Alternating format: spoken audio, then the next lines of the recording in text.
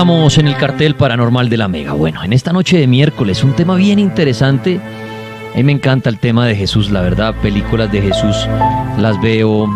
Lamentablemente salió una serie hace poco, bueno, no hace rato, de Jesús, pero solo tuvo una temporada de un Jesús moderno, como si Jesús viniera ahorita a la modernidad. Chévere, me gustó bastante, pero pues como que no tuvo bastante acogida y la quitaron. Pero ver películas de Jesús es bien interesante, todo ese cuento de este hombre con poderes sobrenaturales o con tanto misterio. Y a mí alguna vez me preguntaba alguien que por qué escribió un libro que se llamaba Quiero entrevistar al diablo, y me creían que era satánico y que no sé qué carajos. Y yo le decía a la gente, mire, porque si uno pudiera hablar con el diablo, sería buenísimo hablar con el diablo acerca de Dios, porque ¿quién puede conocer mejor a Dios y a Jesús y a su Hijo y a todos que el diablo, no? Sería el que le podría uno responder todas las preguntas de venga, Jesús sí es el Hijo de Dios, ese hombre sí vino a la tierra y resucitó y subió a los cielos. Pues el diablo es el oponente, digámoslo así. Pues creo que tiene que tener las respuestas hacia el misterio de Dios, como si uno quisiera saber cosas del diablo. ¿Quién puede saber muchísimo del diablo? Dios. Entonces ahí también yo explico eso en un capítulo de mi libro. Chévere conocer muchísimo de Dios gracias al diablo. Porque si uno es enemigo de alguien, uno no es enemigo de alguien porque sí, ya. La palabra enemigo es muy fea. Pero si usted es enemigo de alguien, conoce muy bien a esa persona. Como en la guerra. Sabe por dónde se mueve, cómo actúa. Y por eso es su enemigo. Ya otra cosa es que uno, me cae mal porque sí. Pero si Dios y el diablo tienen una rivalidad constante en este universo y sobre este planeta, pues yo creo que alguien que le puede hablar a uno de Dios es el diablo. Entonces por eso me interesa muchísimo este tema. Y obviamente Dios relacionado a Jesús, su Hijo, hecho a su imagen y semejanza y todo. Entonces mucha gente le ora a Jesús y todo como su Dios. Y esta noche el invitado, el padre Andrés Tirado, nos va a hablar de Jesús. Yo aquí tengo las preguntitas que han hecho ustedes a través de Instagram. Ahorita con Paula abriremos las líneas para que ustedes también hablen con el padre, nos den datos que ustedes sepan, dudas de Jesús o investigaciones que hayan hecho, porque este tema es muy amplio, pero es bien interesante. Y estamos a unos días de llegar a los días santos, ¿no? A llegar a ese viernes en que suele llover muchísimo en gran parte del país, y muchos dicen llueve a las 3 de la tarde por el dolor. El cielo llora por la crucifixión del Señor. Se ha ido perdiendo esto mucho, ¿no? El hacer reflexión en estos días, la mayoría ya, y sobre todo las nuevas generaciones, y me incluyo, soy sincero, se piensa en descansar, ¿no? En la fiesta, en el traguito, en los amigos. Como, qué chimba, llegó Semana Santa, hermano, ahora sí, donde es el pase, donde es la fiesta, las amigas, y no como, venga, me quedo en mi casa, dando gracias, reflexionando, teniendo unos días, así no sea el de ir a la misa, eso, pero unos días como quedarme en casa, en respeto. Se ha perdido mucho, no digo que todos, pero se ha perdido mucho, o al menos eso ve uno. Monseñor Andrés, bienvenido al cartel paranormal nuevamente aquí en la cabina. ¿Cómo me le ha ido? Muy bien, Dani, muchas gracias por la invitación a todos los oyentes. Qué rico volver acá, otra casa más, donde nos quieren, nos aprecian y nos abren el micrófono para que podamos hablar de todos estos temas paranormales, místicos, espirituales. Y en alguna oportunidad hablamos con Danielito de que no hay tema más paranormal, más misterioso que el de Jesús. Total, es que de ahí parte todo, de ahí parten los milagros, de ahí parten creencias, rivalidades en religiones, cielo, infierno, de ahí parte todo, el misterio, los fantasmas, ¿no? También, porque uno habla de fantasmas y dice, ¿será que allá Jesús Chuchito no le abrió la puerta a uno en el cielo, entonces quedó penando? Cuando uno habla de los fantasmas por la gente que se suicida, ahí está involucrado Jesús, está involucrado Dios, como dueños de ese paraíso que le dicen a uno, se quitó la vida, pecador. Se va como pecador allá a asustar a la gente y se va para el infierno. Entonces, si uno analiza bien, Jesús está involucrado en todo lo paranormal. A mí alguien hace poquito veía un tatuaje que me dice como de Dios y el diablo, y me decían, oiga, pero usted no es creyente. Y yo le decía, pero es que es la imagen del bien y del mal. Y si estos seres existen, que yo no puedo decir que no existan, como tampoco puedo decir que existen, ¿qué mejor ellos para darme las respuestas de todo lo paranormal que tanto me gustan? ¿Se imaginan ustedes una charla con Dios y con el diablo? sobre temas paranormales? Sería fascinante. Uno decirle al diablo, venga, las brujas hacen pactos con usted. Oiga, venga, extraterrestres existen. Le digan a uno, claro, si hay seres por todo el universo. Cualquier tema paranormal está. Dios y el diablo serían los panelistas de responder todas las preguntas. Desde la brujería. ¿Por qué se puede hacer brujería? Entonces el diablo ahí entraría de pronto a responder. Oiga, ¿hay ángeles? Y ahí entraría Dios, claro que los hay. Los demonios, claro. Los exorcismos, entonces entra el diablo, claro. Hay espíritus malignos que pueden entrar en un cuerpo. Y Dios podría decir, y en los exorcismos me llaman a mí, yo ayudo con mis ángeles a salvar a la gente. Entonces, creo que no hay tema paranormal que no involucre a estos señores. Si uno habla hasta de duendes, de gnomos, de hadas, de los seres elementales, también Dios podría decir, sí, son seres que cuidan el planeta, que yo los creé para que estén pendientes de la tierra, del fuego, del aire, del agua. Entonces, si uno se pone a pensar, estos seres si existen, repito, maravilloso poderlos entrevistar algún día y tener las respuestas de todo lo paranormal. Monseñor, quisiera arrancar, y usted que es bueno para echar los cuentos así bien charladitos, que nos echara el cuento de la vida de Jesús resumida. O sea, como cuando uno le pregunta, venga, la vida en el Tres Palacios, no, fue un man que estudió en tal colegio, después fue a la universidad, entró a la Mega y hace un programa así, no sé, si uno pudiera preguntar así sobre la vida de Jesús, ¿cómo nos echaría usted el cuento? Es muy complejo porque la vida de Jesús es un misterio en muchas áreas, ¿no? Pero ¿quién es Jesús? Jesús es un judío que nace en el siglo I de nuestra era, si lo queremos llamar así. Es el único hombre, sin hablar de divinidad, que ha trascendido la humanidad, y todo en el mundo gira alrededor de antes de Cristo y después de Cristo. No hay rey, no hay emperador, no hay empresario, no hay artista, no hay ninguna persona, por más poder que haya acumulado, riquezas, que haya tenido ese privilegio de cambiar la humanidad, porque después de Jesús se dio un cambio fundamental en todo el ser humano, cultural, político, geográfico, porque la religión está en todo, en la economía, en la política, en el estilo de vida, de pensar, de vivir, de ser. Es un judío que nace en... Bueno, hay unos investigadores que cuestionan mucho si realmente nace en Belén como tal o nace en Nazaret, pero el hecho es que nace, como pues la escritura dice, que nace en Belén y nace en Judea, Jerusalén, y es hijo de dos personajes muy importantes, que es la Virgen María y San José. Nace en una familia humilde, no son los más pobres, los más paupérrimos. A veces nos llegan esa teología medieval donde Jesús es pobre, miserable, llevado en unas condiciones paupérrimas. No, tampoco era el más rico, el más poderoso, ni el más distinguido de la sociedad, pero es una clase media. Y ahí empieza a darse unas condiciones muy especiales desde su nacimiento hasta su muerte y su resurrección. Dios lo escoge, Dios hace un proyecto donde la humanidad está alejada totalmente de Él. Dios crea el universo para que nosotros estemos con Él, tiene un propósito maravilloso, pero el mismo hombre se va alejando de ese propósito.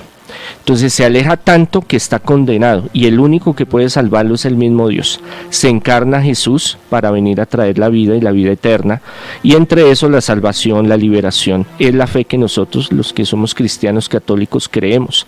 Entonces Él viene con un propósito maravilloso y grande, que es salvar a la humanidad, y en ese camino de salvar a la humanidad hace muchos milagros, sanaciones, liberaciones, transgrede las leyes de la física, hace resurrección de los muertos, y él mismo resucita. Y este personaje, con un estilo muy propio, muy sui generis, muy personal, de ver el mundo en un poblado, en una época fundamentalista, semítica, donde todo lo veían de un Dios de terror, de miedo, de susto, destructor, de violencia. Pues él viene con una ideología diferente, de un Dios de amor, de misericordia, de apertura a toda la humanidad, no solo al pueblo judío. ¿Qué se sabe de la niñez de Jesús como tal? De la niñez, porque creo y entiendo, padre, que hay un bache en la vida de Jesús donde han salido cantidad de historias más o menos de sus 12 años a sus 30 y pico años, pero ¿qué se sabe de la niñez de él? ¿Se conoce algo? ¿Era un niño milagroso? ¿Era un niño travieso? ¿Era un niño común y corriente? ¿Se puede saber algo de la niñez de Jesús?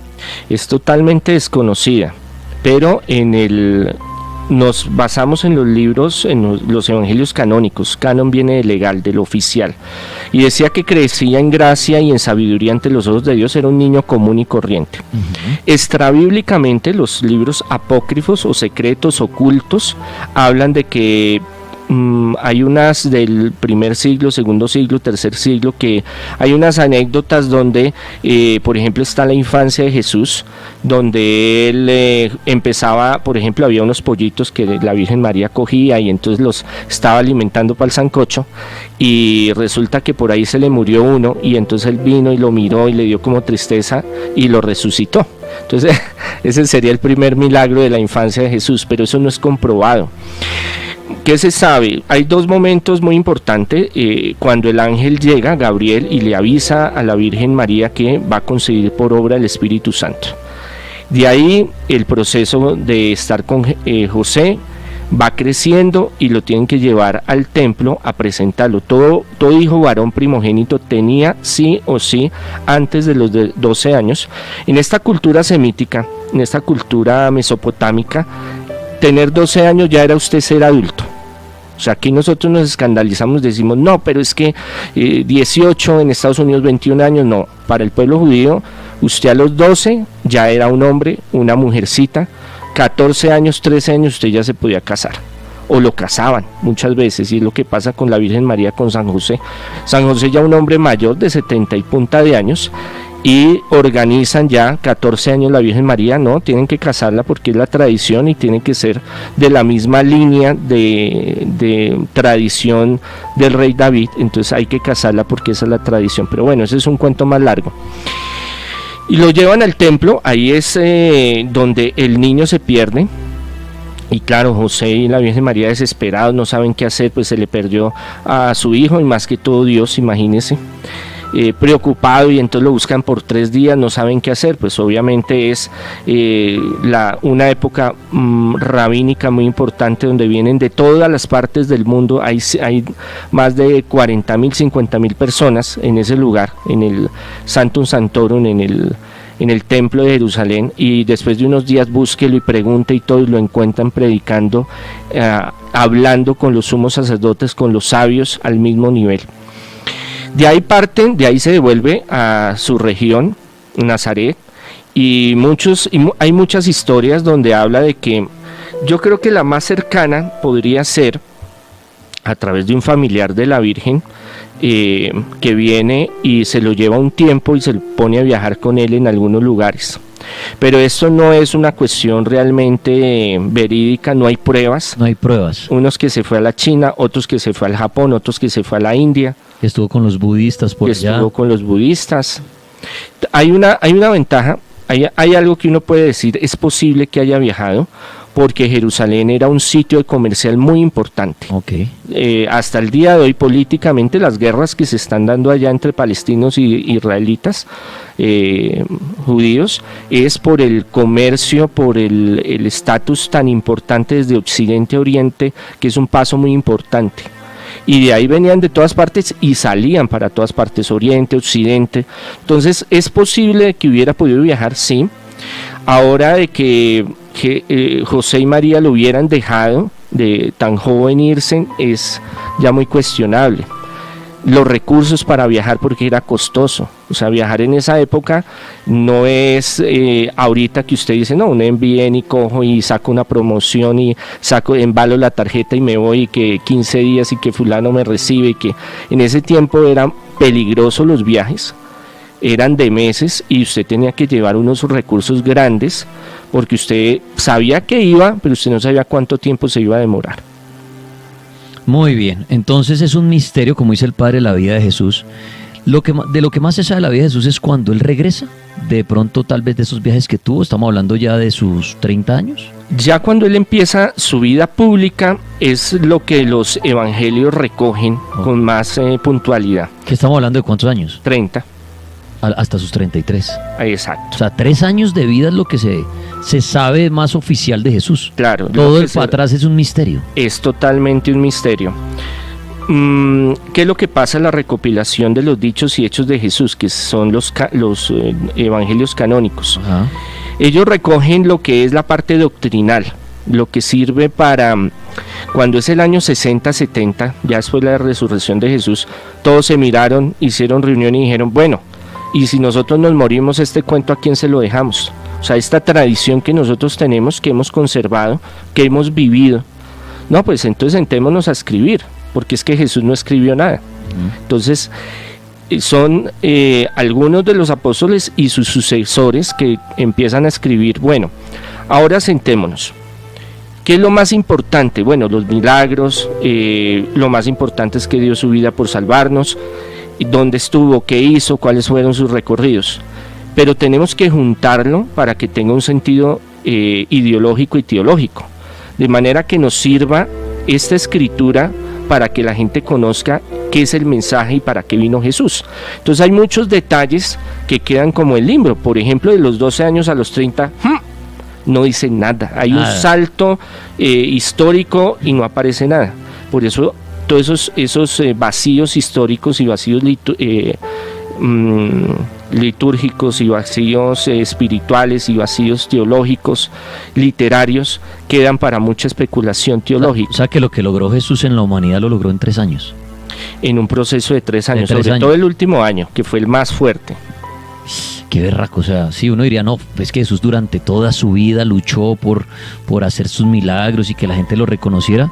Pues fue cuando apareció en los últimos 3 años que hizo su carrera y le dijo a la humanidad, aquí estoy yo, y lo que usted dice, padre, y el último año fue lo que, mejor dicho, hace que pues mucha gente diga, es el Hijo de Dios. Muchas personas duran 60, 70, 80 años tratando de dejar un legado. Y este hombre, 3 años. 3 años. Y que muere, resucita y sigue hasta el día de hoy teniendo vigencia. No pasa. Es que es lo que más uno se debe cuestionar del poder trascendente de Jesús.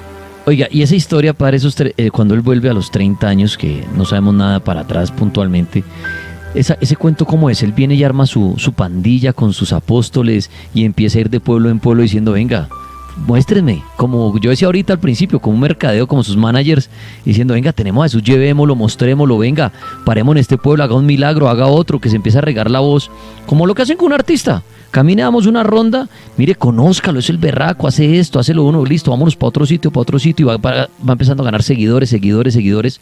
Eso fue así más o menos, y se fue mostrando. Mire, Danielito, es así. Nosotros hoy en día tenemos que las redes, tenemos que el manager, que el promotor, que el que vaya a hablar con la emisora y que vaya a hablar con el otro. En este caso hay una persona fundamental, que es el último profeta del Antiguo Testamento, Juan el Bautista, que él es el que hace la promoción, es el manager, el que se va pueblo por pueblo, ciudad por ciudad, está en el desierto, van y lo buscan.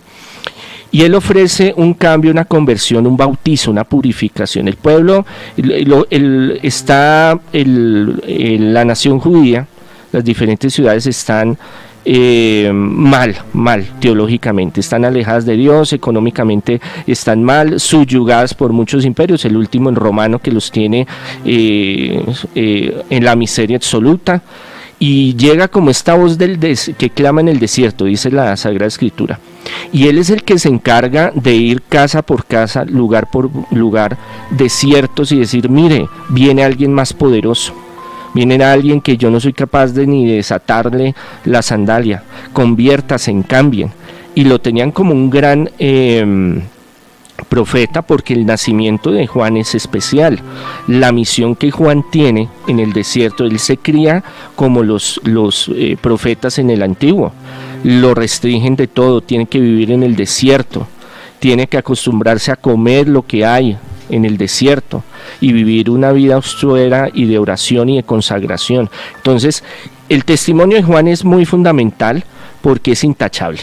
Toda la vida fue recta y empezaba a hacer su trabajo. Lo que pasa, siendo primo de Jesús, es que él todavía no sabía, él se dejaba llevar por el Espíritu Santo, pero él no sabía que Jesús iba a ser el Mesías. Yo le hago una pregunta, padre, con y para entender ese tema como hace el padre, mostrándolo como si fuera hoy en día como el manager y venga, bueno, tenemos que mostrar a Jesús, venderlo. Juan, ¿contra qué creencias se enfrentaba en ese momento? O sea, llegaba donde la gente y en ese momento la gente ¿en quién creía?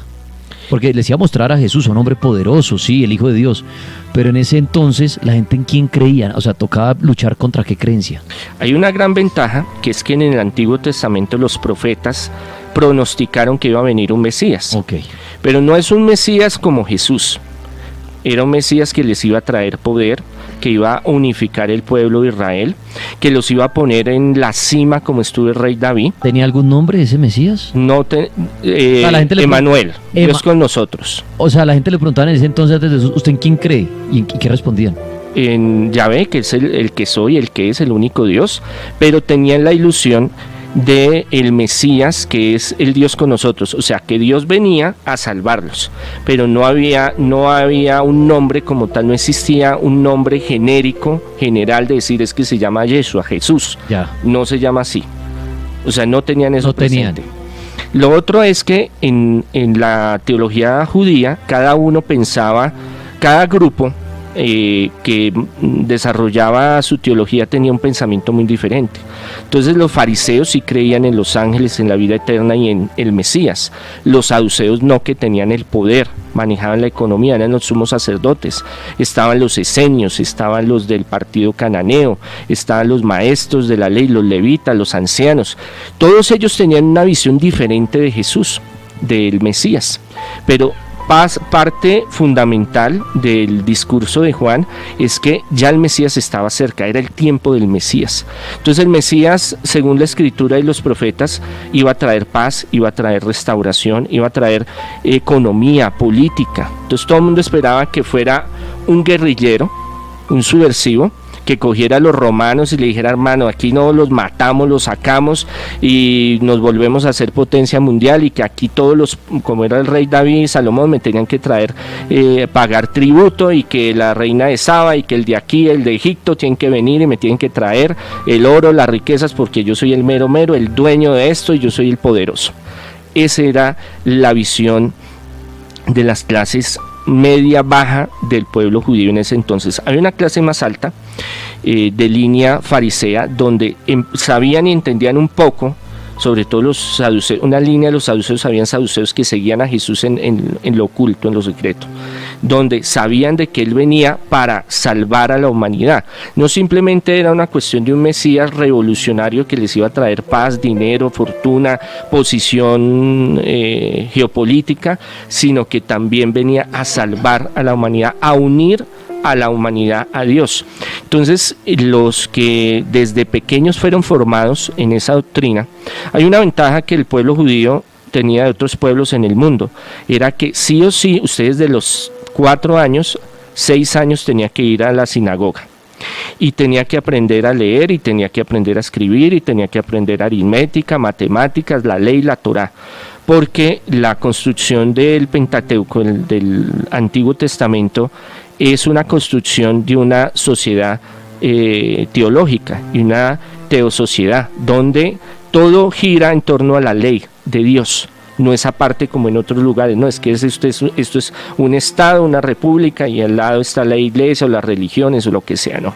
Entonces tenían que aprender la ley, tenían que aprender la Torá, tenían que aprender matemáticas, hebreo. Entonces muchos conocían de las profecías del Mesías.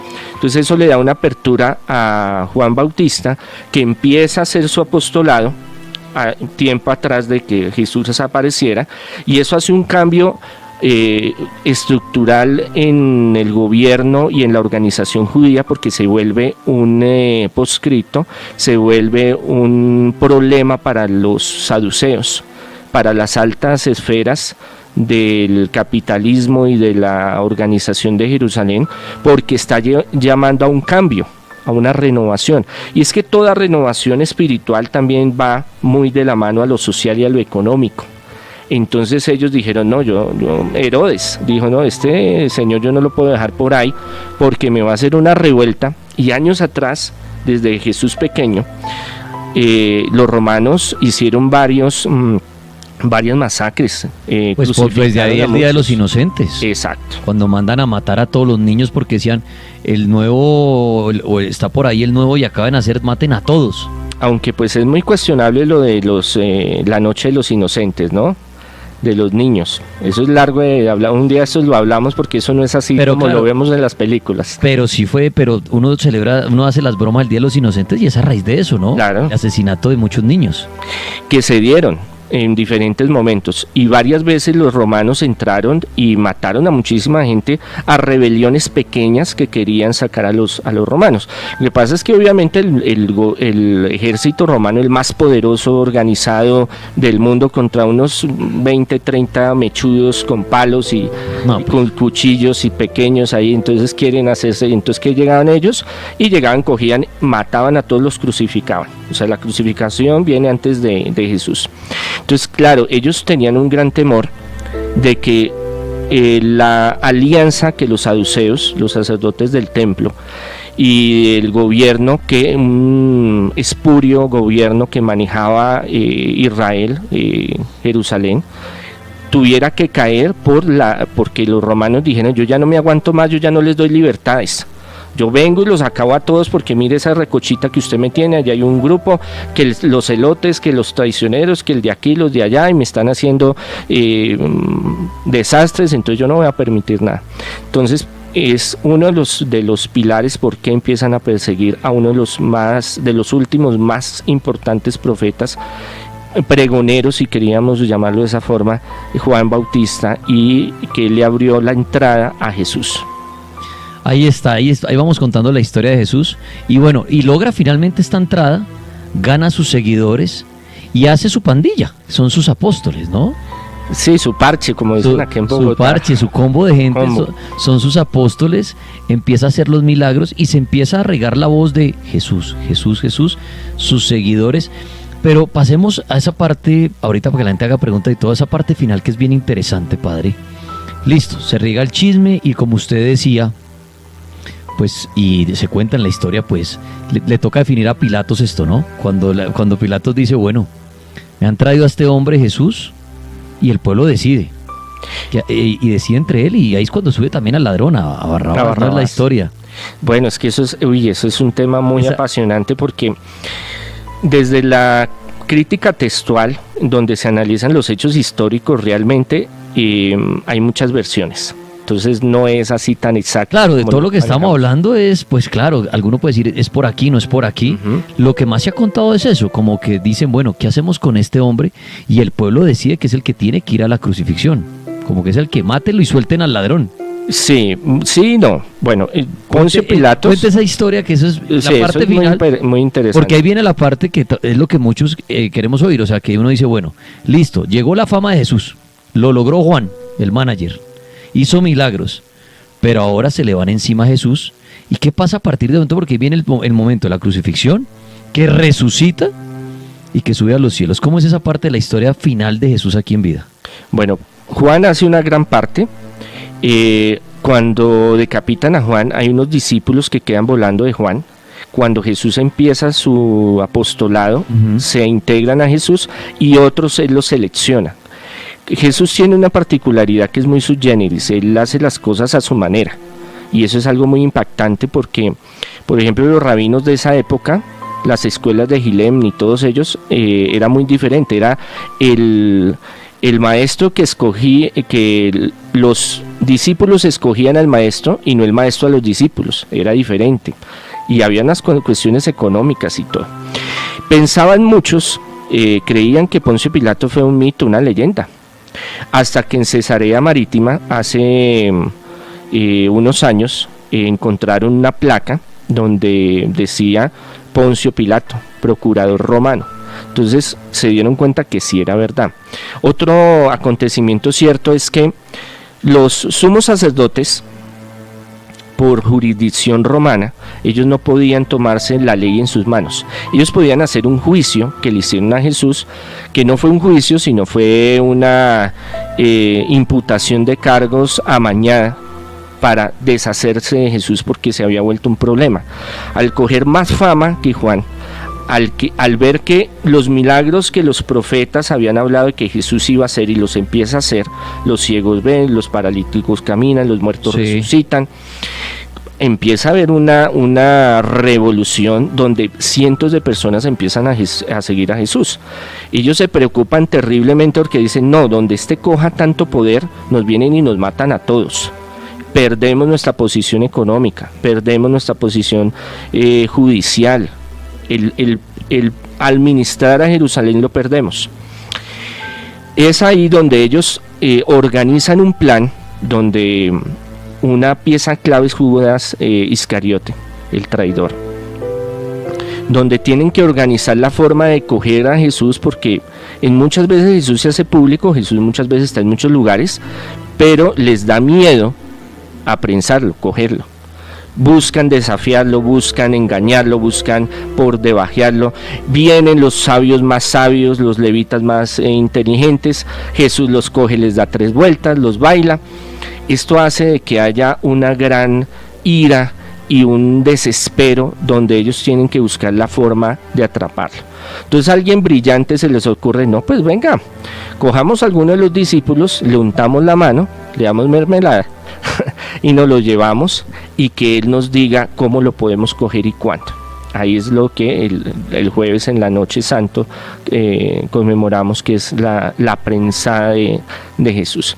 Lo llevan al Sanedrín, que eso también es discutible dónde lo hicieron, y ahí le hacen un juicio donde se burlan de él, donde lo cuestionan, donde buscan de todas formas algún delito para poderlo justiciar. No lo encuentran, pero tampoco tienen la herramienta de decir yo lo mato acá, porque ellos no tenían ese poder era romano, y donde ellos lo hubieran hecho, los romanos vienen y lo ajustician. Entonces, ¿cuál es la máxima autoridad? Lo llevan hacia Poncio Pilato, lo presentan ante él, y ahí es donde se da ese discurso que algunos cuestionan como legítimo, otros no, que es la presentación. Bueno, y es usted, el que más nos han mostrado toda la vida, ¿no? Exacto. El hecho es que sí se dio lo del Sanedrín, el hecho es que sí lo llevaron donde Poncio Pilatos, eso es histórico. Okay. Y donde Poncio Pilatos tiene que buscar la forma de deshacerse de él. Él no quiere problemas con el Sanedrín, porque eso le causaría dificultades a él, porque en el pasado él tenía, de esas incursiones que él hizo en Israel, una vez se le fue la mano y mató un poco de gente. Y ya había ante el emperador una notificación de lo que él hizo, donde el Sanedrín llegara y dijera, pues a él lo presionaron y le dijeron, hermano, si usted no hace lo que nosotros queremos, pues yo me voy hasta donde el emperador, y el emperador sí no se la va a perdonar. Entonces él estaba como entre la espada y la pared y decide, bueno, ¿qué vamos a hacer? Pues busquemos una salida entre que la gente decida. Pero la gente ya estaba programada, ya estaba organizada, porque los sumos sacerdotes del Sanedrín los habían programado para que escogieran a uno de los caudillos que estaban ahí. No se sabe si realmente Barrabás estaba ahí o fue tiempo después. Esas son incógnitas que la crítica textual cuestiona mucho, pero el hecho es que ahí es que deciden, crucifíquelo, al otro suéltelo porque el otro es un líder. Y lo torturan y lo matan. Exacto, hay humillación, hay tortura, que es desgarrador, es más terrible de lo que nosotros vemos en la Pasión de Cristo. Es fuerte, ¿no? Para mí ha sido de las mejores representaciones, aunque es muy fuerte, pero es muy fuerte. Y él parece que todavía es más fuerte aún. Sí, eso es un 10%, según las investigaciones, y cómo los romanos ellos se volvieron especialistas. Ellos no inventaron el martirio ni la crucifixión, pero se volvieron especialistas, sádicos. Y todo lo que hicieron con Jesús no solo a Jesús se lo hicieron, sino a muchas otras personas, está registrado. Y uno puede organizar un marco donde uno dice, sí, mire, todo esto le tocó pasar a Jesús. Porque los sumos sacerdotes y los romanos querían un escarnio público. ¿Cuál era el objetivo de la crucifixión? De que usted se llenara de pavor, de pánico, al ver el cuerpo que se va descomponiendo, la sangre que va brotando por ese madero. Entonces ellos llegaban y decían, bueno, hay 1000 que matar acá porque son revoltosos, voy a coger 100 y de los 100 los voy a crucificar. Entonces psicológicamente, mentalmente, eso es devastador. Muy diferente que los coja, les dio cuchillo, lámina, como dice el viejo Esteban, y los mandó para el otro lado. Pelearon, listo. Pero padre, usted ver a su padre, a su hermano, a mujeres. Hijo de madre, son las 9:51. Quiero terminar la historia de la vida de Jesús antes de las 10 para que en la otra hora le hagamos preguntas al padre, que esta historia es muy chévere. Entonces, ahí pasemos a algo que es bien interesante y bueno, lo crucifican. Pero en estos minuticos que nos quedan, ahí ¿qué sucede después? Que esto es lo que hace que Jesús, la gente diga, sí era el verdadero, resucitó, subió a los cielos. Entonces, a él lo crucifican. ¿Y ahí qué pasa, padre? ¿Cómo es ese desenlace para el final de Jesús? Que se lo llevaron, que después no aparece el cuerpo y que después subió y lo vieron subir al cielo. ¿Cómo es esa parte final? Bueno, esta es la parte más importante y donde está fundamentada las raíces, el esqueleto, las bases doctrinales del cristianismo, el catolicismo y del nuevo camino. El nuevo camino, los cristianos en esa época, o los nazarenos lo llamaban, nació no de todos los milagros y las sanaciones que Jesús hizo y las predicaciones, sino de su muerte y resurrección. Entonces lo flagelan, lo ponen a caminar hacia el Gólgota. No se sabe cuánto tiempo fue, esas son otras cuestiones de las curiosidades. Un día estos vamos a desmenuzar todo eso para que lo podamos entender. Lo llevan al Gólgota y ahí lo crucifican. De 12, un viernes, de 12 del mediodía, la hora nona, hasta las 3 de la tarde, donde muere. Son 3 horas de agonía, porque pues el martirio anterior fue terrible y ya llegaban las últimas. Lo bajan de la cruz, ¿por qué? Porque viene el Sabbat, viene el fin de semana y para ellos todo lo que es la purificación de los muertos es contaminante, ¿no? Entonces tienen que hacer rápido esa gestión, se lo llevan a un sepulcro de José de Arimatea, y esto volvemos al principio cuando hablábamos de que a un familiar, yo les mencionaba, se había llevado por un tiempo a Jesús. Ese familiar es José de Arimatea, que era sumo sacerdote de una línea farisea, pero que tenía mucho poder y recursos económicos, era comerciante y viajaba por muchos lugares, muy posible que se haya ido con él a viajar. Y ahí es donde ocurre algo que él les había comentado. Primero está en la escritura, en los profetas, y segundo, toda la parte doctrinal, teológica que había comentado y les había dicho a los apóstoles. Pero los apóstoles no entendían bien qué era el asunto, porque ellos esperaban todavía tener una visión muy errada de ese Mesías como rey, como terrateniente, como que les iba a solucionar los problemas, y que ellos acá, o sea, él se iba a tomar el poder, iba a entrar al santuario, al templo de Jerusalén, y que a ellos les iba a dar sus puestos como ministro, como alcalde, entonces les iba a arreglar la situación. Ellos todavía no entendían bien cómo era la cuestión. Cuando muere, ellos quedan profundamente decepcionados como lo cogen a Jesús, que Jesús no ofrece pelea, no hace de que ellos, Pedro, hay un testimonio donde Pedro va y le corta la oreja al centurión y Jesús viene y se la coloca y le dice: Pedro, el que hiero mata, hiero muere. Y ahí quedan decepcionados, queda como la escritura dice, quedaron como ovejas sin pastor, decepcionados, dejaron todo, lo están siguiendo, no les faltaba nada, estaban súper bien porque todo se repartía en la comunidad, quedan decepcionados terriblemente, con miedo, pánico de que los fueran a coger y les hicieran lo mismo. Todo ese plan, ese proyecto de todos esos años, 2, 3 años, lo que hubieran seguido a Jesús, se desmorona. Ellos caen en un dolor, en un sufrimiento, primero porque se crearon unos lazos afectivos muy grandes. No era solo el maestro, no era solo que él dijera yo soy el Señor, él se volvió un amigo, un hermano muy cercano a ellos. ¿Qué es lo que sucede? Ellos quedan devastados. Ahí las únicas que permanecen y están pendientes de todo el proceso. Vemos cómo a Pedro lo niega 3 veces antes que cante el gallo. Los apóstoles están encerrados por allá en lo oculto porque tienen miedo a que los coja. Por allá Pedro es el único que como medio se asoma a ver qué es lo que está pasando, y Juan. Y las mujeres son las que están todo el tiempo al frente de la cruz y son las que están presentes en todo el proceso. Entonces, ¿qué quedó? No, lo único es hacer el proceso ya de arreglar el cuerpo de Jesús, lo llevan a un sepulcro que José de Arimatea lo da, que es de la familia de él. Ahí depositan el cuerpo, y entre la noche del viernes y durante todo el día del sábado se produce el milagro más extraordinario, que es la resurrección de Jesús. Ya desaparece el cuerpo, no saben qué hacer.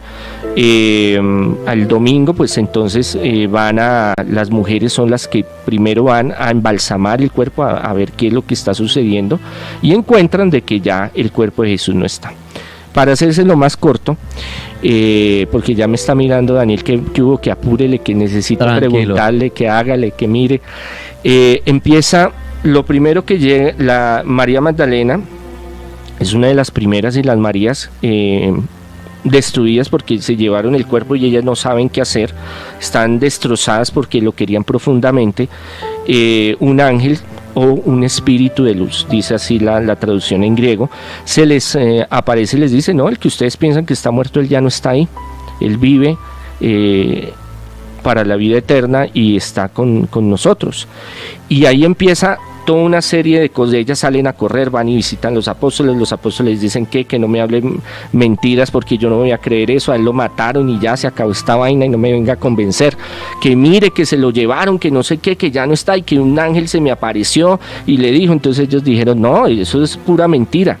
Y empieza entonces una serie de apariciones extraordinarias a todos los apóstoles y a más de 500 personas. Hay un testimonio de Pablo, cuando Pablo está en Jerusalén, y uno de tantos testimonios es que él encuentra que más de 500 personas vieron a Jesús manifestándose, haciendo milagros y apareciéndose a los apóstoles en varias ocasiones, algunos en un conjunto, todos reunidos, otras veces a unos más en grupitos de a 2, de a 3, a otros así como de los 500. ¿Esas apariciones cuánto tiempo fue más o menos después de la muerte o de la resurrección, digámoslo así? El domingo empezaron y posteriormente 40 días más. 40 días más. 40 días y al más. final sube a los cielos.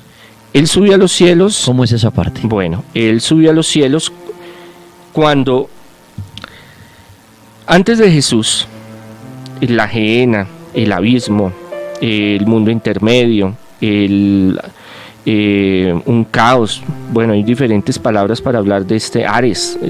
Es un lugar donde un depositorio donde los espíritus no podían ir al reino de los cielos porque estaba negada esa puerta. Por eso Jesús es el camino, la verdad, la vida y la puerta, la luz. Tiene que bajar a los infiernos, al Ares. ¿Qué es a los infiernos? Es a ese mundo, no es que haya bajado a los infiernos donde está el cachón como tal que nosotros escuchamos, sino es a un mundo, a un abismo, a un lugar de reclusión para liberar esas almas, para llevarlas al reino de los cielos. Muchos espíritus esperando la venida de Jesús, y ahí sí sube y se sienta a la derecha de Dios Padre. Cuando dice derecha de Dios Padre, la derecha para el judío es al mismo nivel. La cultura judía es muy diferente a la occidental. Cuando usted llega a una casa de los judíos, no es como cuando usted llega a la casa de su tía, de su primo, que siéntese donde quiera o siéntese aquí en el primer puesto de la mesa. Para ellos no, para ellos cada uno tiene su lugar. Y el que se sienta, el anfitrión o el dueño de la casa se sienta en el primer lugar, y el que se sienta a la derecha es de mismo nivel, es de misma importancia. Entonces, decir que se sentó a la derecha de Dios Padre es que tiene la misma potestad del Padre, el mismo nivel que el Padre. Eso tiene todo su andamiaje teológico. Y ahí empieza una gran plaga, si lo podemos llamar así, del cristianismo, que se empezó a regar por todo Jerusalén y después siguió a otros países y otras ciudades. ¿En qué lugar exactamente Jesús subió a los cielos? ¿Él estaba en dónde?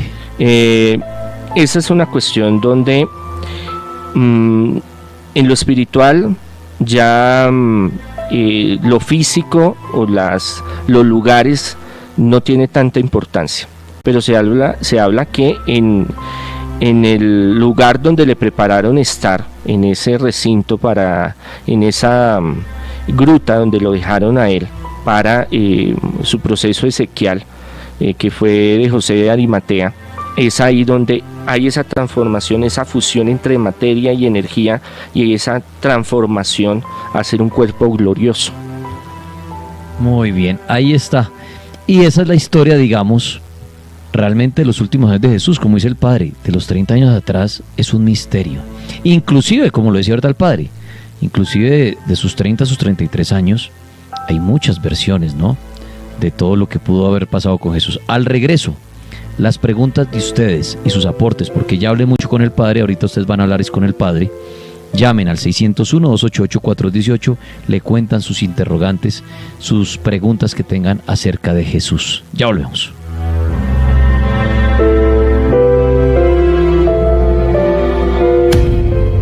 Estás oyendo El Cartel en www.lamega.com.co.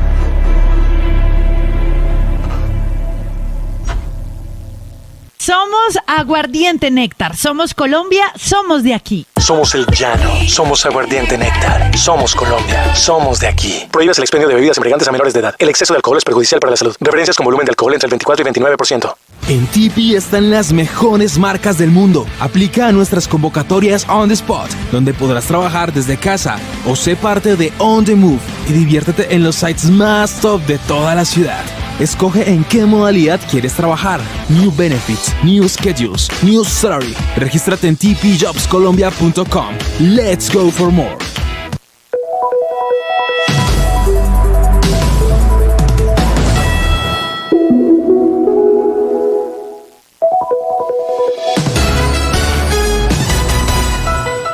La Mega te pega al cielo. 24 horas de contenido en vivo. RCN se identifica con la tranquilidad. No encuentro resultados para tu pregunta. ¿Por qué un carro hace shu, shu, shu, shu, shu, shu, shu? Si lo que está buscando es asistencia para su carro, tranquilo. Nosotros respondemos. Asegúrese. Seguros Bolívar. Vigilado Superintendencia Financiera de Colombia.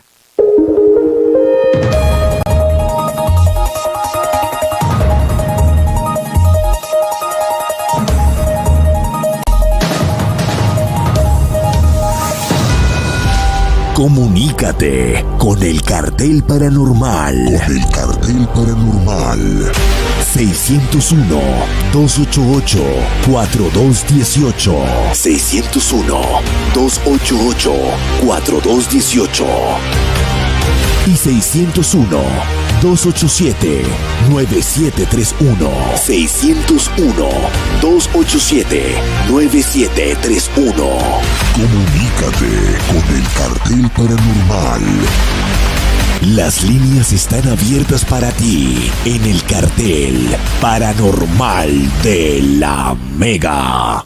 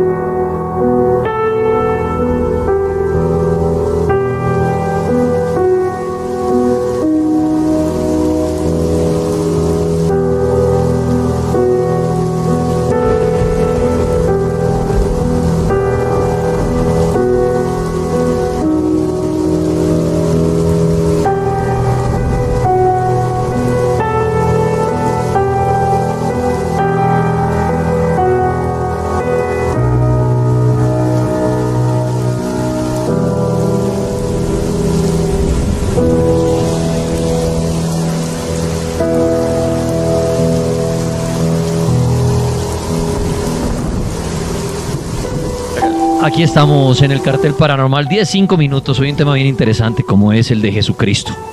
Con mucho respeto, con mucha seriedad, no es para que ustedes cambien su mentalidad. Y llegó la hora, ya ahorita contamos la historia que fue buenísima. bastante misteriosa. Y si alguien dice, no, así no fue, es que pasó esto, lo uno y lo otro, lo que el padre decía, a ciencia cierta no se sabe la vida de Jesús. Hay 1000 teorías, pero hay unas que nos han vendido o nos han mostrado más que otras. Ustedes deciden cuál creer. Pero el hecho es que sí, fue un personaje que cambió la historia. Lo decía yo al principio, por eso estamos en el año 2022, después de Cristo. O sea, después de ese señor. Ahora, las preguntas de ustedes. Yo aquí he tomado algunas preguntas en el Instagram del Cartel de la Mega. Y una de ellas es bien interesante, padre. Que man acá, hablamos de Jesús, que es judío, ¿no? Total. Judío. Y muchos hoy en día, y a lo largo de la historia, creen en Jesús, se arrodillan ante Jesús, le piden a Jesús, le dan gracias a Jesús, ven a Jesús como su Dios. ¿No debería ser todos los que creen en Jesús y le oran a Jesús y le agradecen a Jesús judíos? ¿Por qué ahí nace el catolicismo, el cristianismo? Si mi seguidor es Jesús y yo creo en Jesús y amo a Jesús, ¿por qué no es judía la gente que sigue a Jesús? Bueno, eso tiene que ver con lo que hablábamos ahorita de la visión judía del Mesías. Ellos todavía esperan un Mesías poderoso económicamente, financieramente. Ellos esperan de que el Mesías venga y los ponga como potencia mundial en el mundo. Entonces, en ese tiempo no creían en Jesús porque no era ese patrón que ellos tenían. Ya tenían un estereotipo de cómo iba a ser Jesús. Entonces Jesús llega a que no su venida, o sea, lo que él viene a hacer, y se lo recalca mucho a los apóstoles, es su mandato evangélico, su mandato misional, de que vayan a todas las naciones y evangelicen. O sea, él la tenía muy clara de que aunque es el pueblo judío que tiene una conexión con Dios, es el primer pueblo semítico que creen en un solo Dios y se acercan a un solo Dios, se vuelve el pueblo escogido por Dios y que tenía que nacer el Mesías de este pueblo. Lo que él viene es a replantear muchas cosas, vicios, cuestiones torcidas que había. La palabra torcer es bíblica. Que desviaron realmente lo que el Padre quería con el pueblo de Israel. Al construirse el pueblo de Israel, ellos van organizando muchas cosas, pero hay muchas cosas que se van alejando de Yahvé, del Dios verdadero, y es ahí por qué se hacen reos y por qué los tienen que, por ejemplo, someter otras naciones o tener conflictos a lo largo de muchos siglos con los pueblos del mar, con lo que es los egipcios, con muchos pueblos, y en la Edad Media y el Holocausto nazi y muchas cosas que el pueblo judío, ellos no han podido tener un territorio como tal. Así las Naciones Unidas en el 48 le dijera, bueno, allá es Israel, pero políticamente, regionalmente, económicamente, por muchos siglos han vivido mucha persecución, porque el pueblo propio de Israel, de Dios, el pueblo hebreo, ha deformado muchas veces. Bueno, si usted le pregunta esto a un rabino, él le va a decir que no es así. Bajo la visión teológica cristiana católica es así, donde nadie es profeta en su tierra, lo dice Jesús, no lo recibieron a él, pero el plan de él no solo era para salvar a los judíos, sino la humanidad. Y se lo instituye unas bases muy sólidas en los apóstoles para que ellos salgan a evangelizar y llevar la buena nueva. Él, si les hubiera dicho, no, solo quédense acá con los judíos y solo es para ellos, pues hubiera sido una secta minoritaria y no se hubiera extendido. Ahí se hubiera quedado. Pero la visión de Jesús era una visión muy grande, que no, y por ejemplo en la Samaritana y en otros textos bíblicos, cuando el centurión romano viene a pedir por su hijo o por su criado y recibe sanación, entonces él cambia todo unos parámetros que en los sabios o los profetas o los rabinos tenían diferente. Por eso Jesús es muy diferente a los saduceos, a los fariseos, a los esenios. Él desarrolla una propia metodología de trabajo, y al expandirse esa visión a los apóstoles, cuando los apóstoles salen a evangelizar a muchos países, a muchos continentes, a muchos lugares, eso se extiende como la pólvora y llega a muchos pueblos, y el cristianismo llega a ser tan profundo y llega a ser la solución espiritual para muchas personas que lo adaptan. Entonces ya Jesús no enseña de que solo es el Dios Yahvé de los judíos el que salva, sino es Él, porque está el Padre, el Hijo y el Espíritu Santo en una comunión perfecta, y que todo el que quiera recibirlo se puede salvar. Es una estructura universal. Católico viene de católico, que quiere decir universal.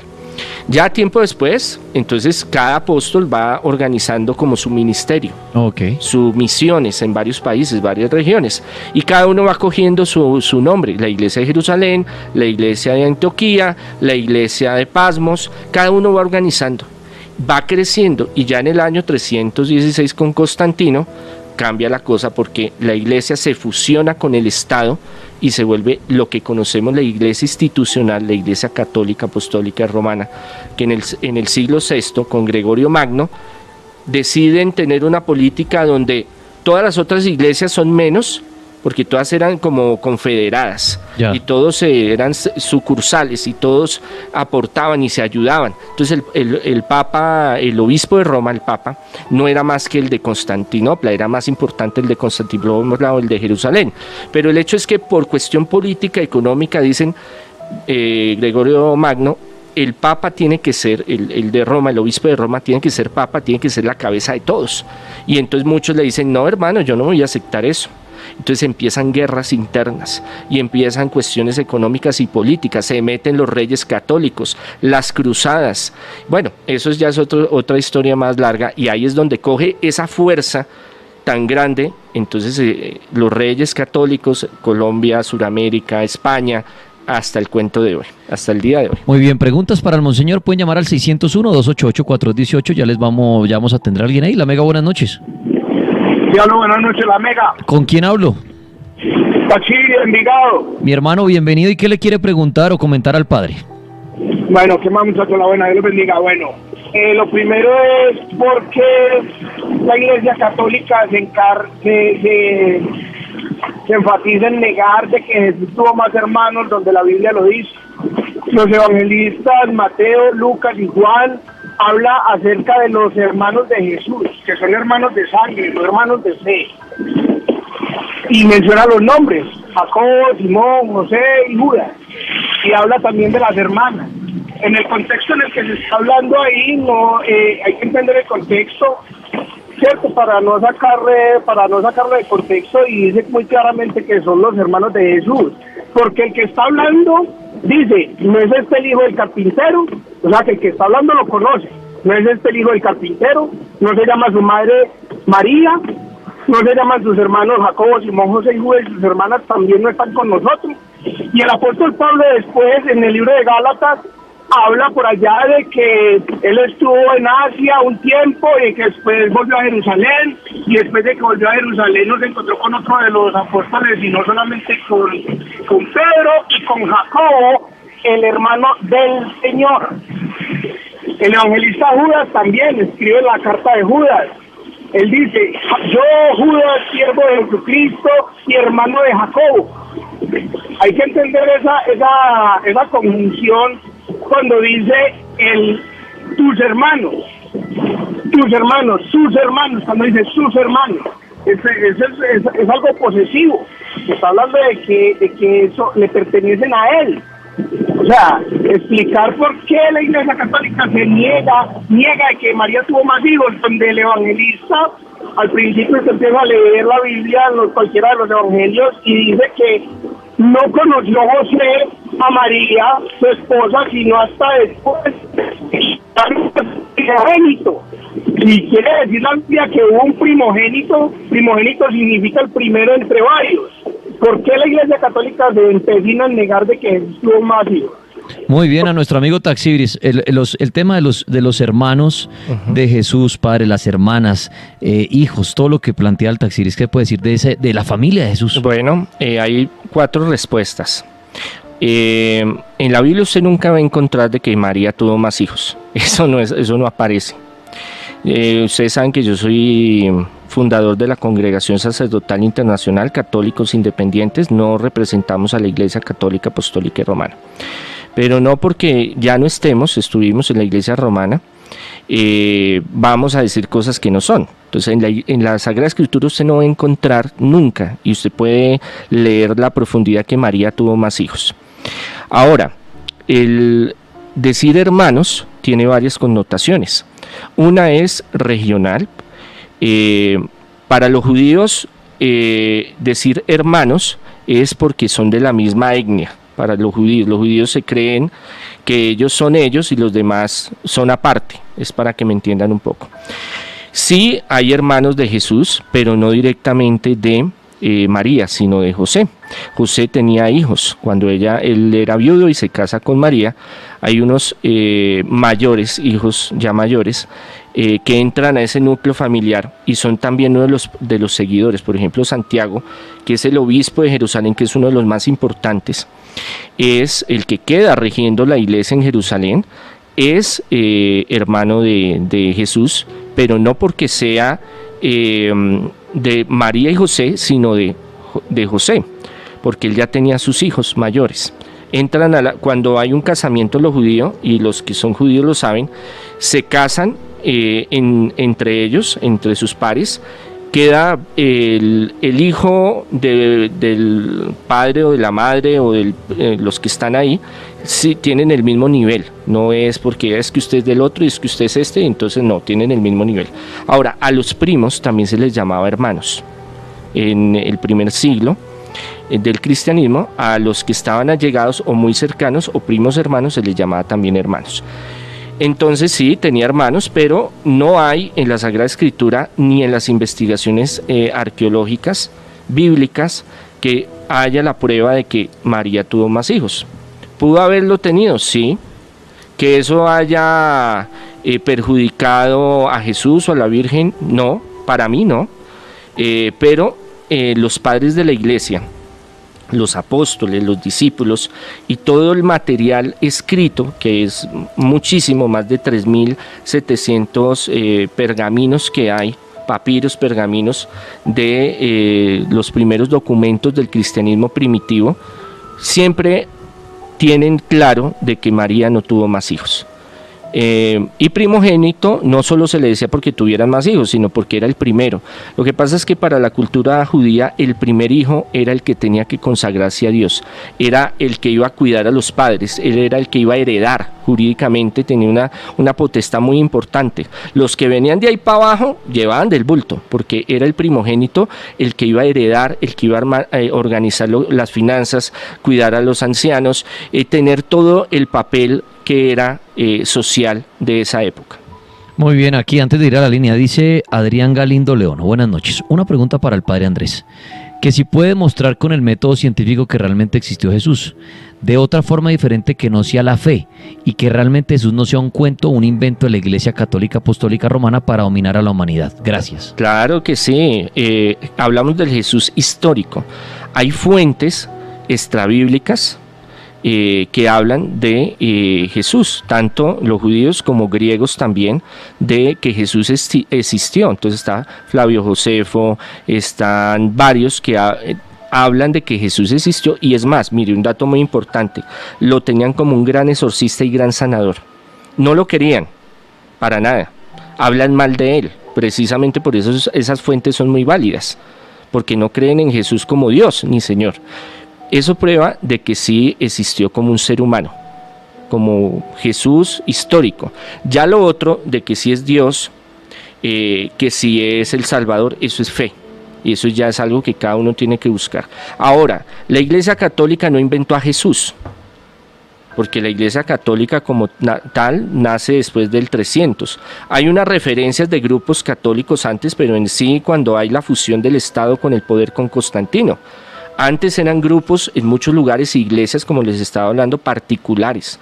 Entonces, Santiago tenía en Jerusalén, Antioquía tenía el suyo, Pablo tenía su misión ahí en el Mediterráneo, y es antes de lo que ya conocemos como la iglesia institucional o cuando empezó a coger poder. Muy bien, la Mega, buenas noches. Sí, buenas noches. Gracias, bienvenido. ¿Qué le quiere comentar o preguntar al padre? Hola, sí, dos preguntas puntuales. La primera, bueno, aclarando que yo soy cristiano, creo en Dios. La primera pregunta es, ¿qué opina el padre sobre esta película del Código Da Vinci y de una vida de Jesús como humano, como un ser humano, en la que él tuvo su familia con María Magdalena, según lo que plantea la película, y pues de hecho creo que es con base en unos papiros que son papiros no oficiales? Y la segunda pregunta es, ¿cuál sería la visión del padre si la vida de Jesús no hubiera sido de 3 años como tal fuerte en vigor de su parte profética o en su parte de trabajo, sino hubiera sido, no sé, unos 5 o 10 años, un poco más largo el periodo? Son esas 2 preguntas, gracias. Gracias, amigo. Ya vamos a YouTube a leer alguna pregunta que tengan ahí, padre. ¿Qué responde usted? Bueno, muchas gracias. Para mí, yo lo hablo como Andrés Tirado y también teólogo, yo soy doctor en teología. El que Jesús hubiera tenido un romance o no con María Magdalena no le quita ni le pone, y esto puede sonar escandaloso, pero los que estudiamos la Sagrada Escritura, la crítica textual, la teología científico-crítica, y yo que soy partidario de la teología vivencial o carismática porque soy exorcista, porque hago Dios a través de mí hace liberaciones, sanaciones, en fin, no le quita la divinidad a Jesús. Entonces, en los primeros concilios, que fue una gran lucha, llegaron a una de las grandes conclusiones es que Jesús fue verdadero Dios y verdadero hombre, fue físico, carnal, y también es la presencia divina, las 2 naturalezas. Ahora, uno tiene que centrarse en la misión de Jesús y qué Jesús pensaba, como hombre, como un simple hombre. Ven que Juan lo cogen y lo decapitan. Todos los que han venido antes de él, porque varios vinieron antes diciendo que eran Mesías, no, Jesús, no, él no propagandaba, no hacía la propaganda que yo soy el Mesías, empecemos de ahí. Lo proclamaron el Mesías, que es otra vaina, que él después ya lo revela a sus discípulos y cuando hay la resurrección. Ahí es donde todos conocen que Jesús empieza su ministerio y empieza su labor. El hecho de que tuviera o no tuviera una mujer o tuviera una relación con María Magdalena, para la cultura judía de ese tiempo era normal. Todos los rabinos, los maestros tenían por lo general, habían algunos que no. Entonces, por ejemplo, Juan Bautista no tenía y el hombre andaba en el desierto y andaba en su cuestión. Desde la parte humana, Jesús sabía qué era lo que iba a suceder, por simple lógica. No era porque lo habláramos desde la parte divina, que es Dios y que lo sabe todo, sino que usted y yo estamos en un proceso donde están persiguiendo, donde están matando, están desapareciendo toda persona que vaya en contra de status quo. Así de sencillo. Eso pasó con Juan Bautista, eso le iba a pasar a Jesús. Los apóstoles por eso se pierden cuando cogen a Jesús, porque entran en pánico de que los vayan a coger. Si usted racionalmente dice, me van a coger, yo soy el líder de, como Daniel llama, la pandillita, sí, y me van a desaparecer, ¿a quién van a atacar primero? A la mujer y a los hijos. Eso es así, donde usted lo quiera ver. Ahora, arqueológicamente, históricamente, no hay documentos, no hay nada que acredite, no hay pruebas de que Jesús tuvo hijos, de que Jesús se metió con María Magdalena, que tuvieron romance. No lo hay, porque lo poco que queda de los escritos no concluyen de que realmente tuvo un romance con María Magdalena.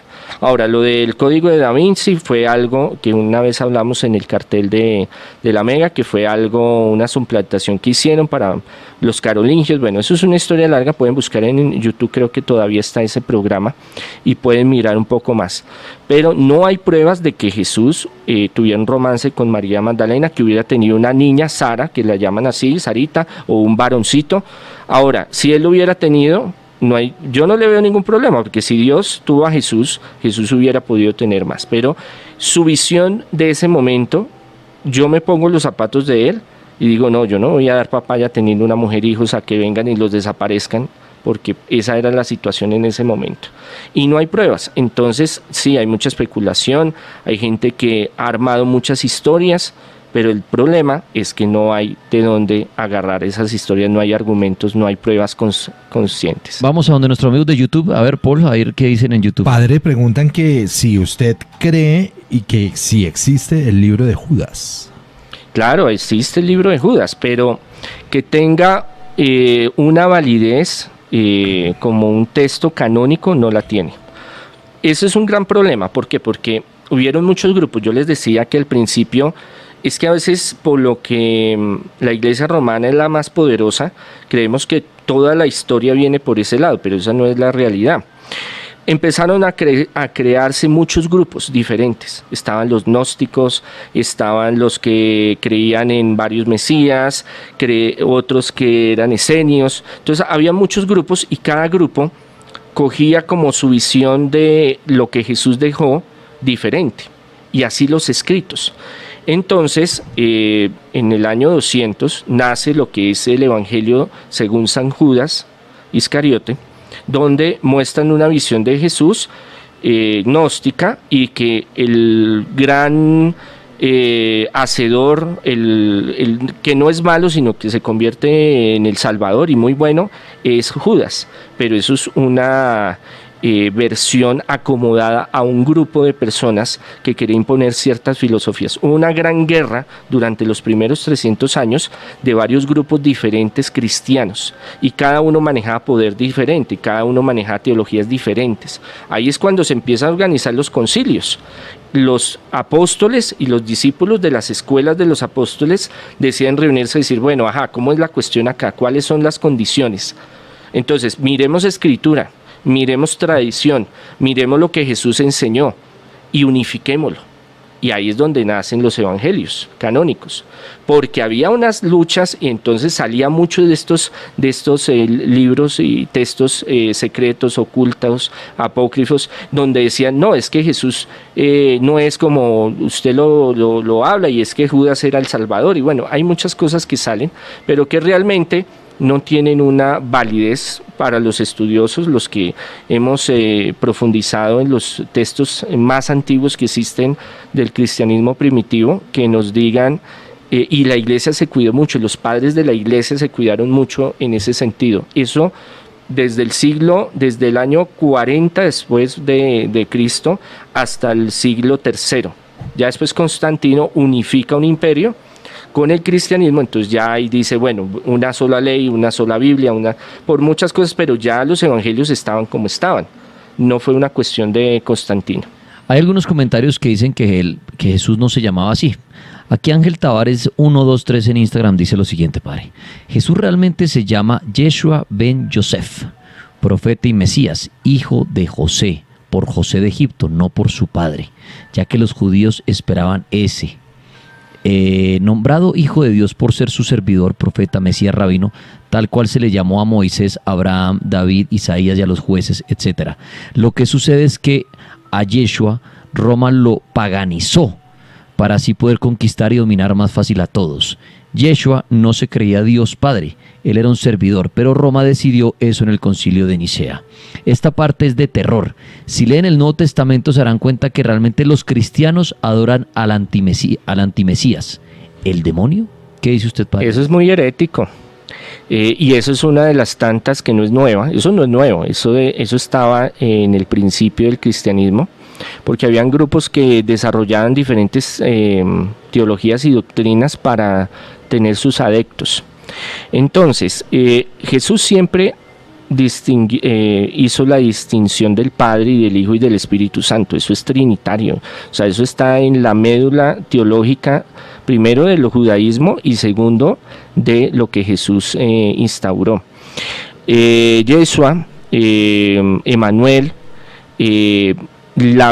al traducirlo al griego, porque ustedes saben que tuvo que el lenguaje mundial en ese tiempo, si ahorita hubiera llegado a Jesús sería en inglés, entonces escribamos los evangelios en inglés para que todo el mundo los entienda.